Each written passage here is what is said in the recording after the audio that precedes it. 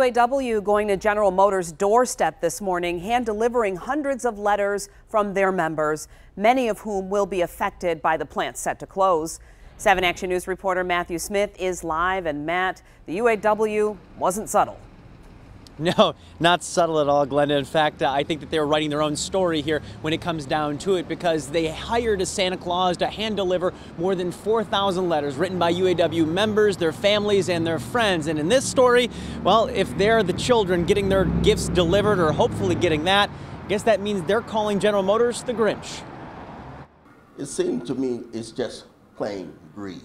Listening to fellow retiree Henry Boulder, Doris Parnell, a veteran of the Detroit Hamtramck assembly plant, couldn't help but wonder about families. Sure, we see the plants, Hamtramck's on the chopping block, Warren Assembly as well. Layoffs coming soon at Brownstown. But Doris sees family. Her son works at her old plant. He's got 3 years seniority, but he has 7 children, 4 of them in college.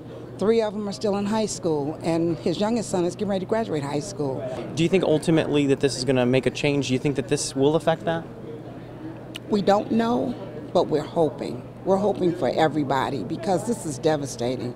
For their part, General Motors played along. Santa paraded the halls of the RenCen, stepping off an escalator and up to a handful of top brass, promising to get the letters to where they belong.